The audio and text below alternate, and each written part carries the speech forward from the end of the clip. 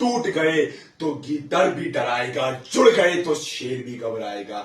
झुंड में तो सियार लड़ते हैं, राजपूत शेर अकेला लड़ता है। जी हाँ, आज मैं रणथंभौर के उस वीर राजा की बात करने आ गया हूँ जिसने खिलजी सल्तनत को हिला के रख दिया था और भारत विरोधियों का कपा के रख दिया था। वो 1283 में रणथंभौर का राजा बनाया जाता है और वो सबसे पहले सारे राजपूत राजाओं को एक करते हैं भारत की अखंडता के लिए। इसके बाद जलालुद्दीन खिलजी जो कि एक शासक होता है, वो भारतवर्ष पे भारत की संस्कृति को समाप्त करते हुए आगे बढ़ रहा होता है, तो उसकी नजर रणथंभौर पे पड़ती है। वो रणथंभौर की सीमाओं पे घुसता है, तो रणथंभौर की सीमाओं में वो ये सोच के घुसता है, हरा देंगे हमीरदेव चौहान जी को, तो हम हरा देंगे। लेकिन उसको क्या पता कि हमीरदेव चौहान जी किस मिट्टी के लाल है। और उसके बाद एक युद्ध होता है, 1291 का एक युद्ध होता है जिसमें जलालुद्दीन खिलजी को उतनी बुरी तरह हार झेलनी पड़ती है कि उसकी सेना त्रासदी मचते हुए इधर से उधर भाग रही होती है। इसके बाद जलालुद्दीन खिलजी एक बार और ट्राई करता है और वो के रणथंभौर की सीमाओं पे फिर घुस के अटैक करने की कोशिश करता है, लेकिन इस बार भी उसे बहुत बुरा हारना पड़ता है और पूरी खिलजियों के जो सैनिक होते हैं वो कांप उठते हैं और इधर से उधर भाग रहे हैं। लेकिन इसके बाद भी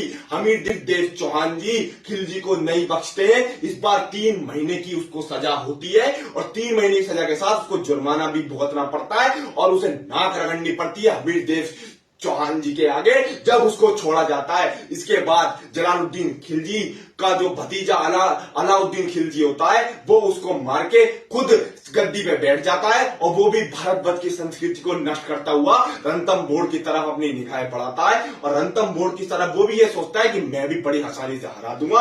और इसके बाद 1299 का एक युद्ध होता है जिसमें अलाउद्दीन खिलजी अपने 2 सेनापति उल्लू खान और नुसरत खान को भेजता है और दूसरी तरफ से हमीरदेव चौहान जी भी अपने 2 सिंह और धर्म सिंह को भेजते हैं और बहुत बड़े उल्लू खान को मार देते हैं, जिससे पूरी खिलजी सैनिक भाग जाते हैं और त्रासदी मच जाती है और हमारे हमीरदेव चौहान जी युद्ध जीत जाते हैं। और इसके बाद एक बार और अलाउद्दीन खिलजी ट्राई करता है, लेकिन इस बार वो जब सीमा में घुसता है तो हमीरदेव चौहान जी अपनी धर्मपत्नी से एक बात कहते हैं कि अगर भगवा झंडा तुम्हारी सीमाओं की तरफ आए, महल की तरफ आए, तो तुम जश्न बनाना, लेकिन अगर हरा झंडा तुम्हारी महल की तरफ आए तो तुम जोहर कर लेना। इसी के बाद वो युद्ध की तरफ निकलते हैं और अलाउद्दीन खिलजी भी इस बार युद्ध में होता है और हमीरदेव चौहान जी भी युद्ध में होते हैं। और आप मानेंगे नहीं, हमीरदेव चौहान जी खिलजी की सेना को इतना बुरा हराते हैं कि चारों ओर भगदड़ मचते हुए हमीरदेव चौहान खिलजी की छाती पर चढ़ के उसे मारने वाले होते हैं, लेकिन वो भीख मांग लेता है। इसके बाद क्या होता है, जो हमारे राजपूत सैनिक होते हैं वो भूल से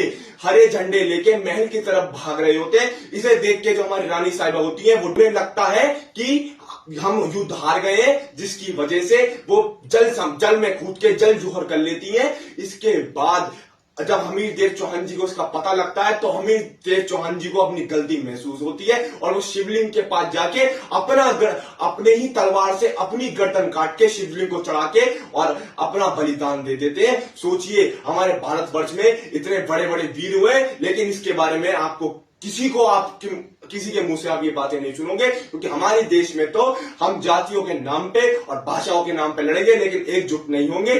बाकी मैं आपको छोड़ता हूं। जय हिंद, जय भारत।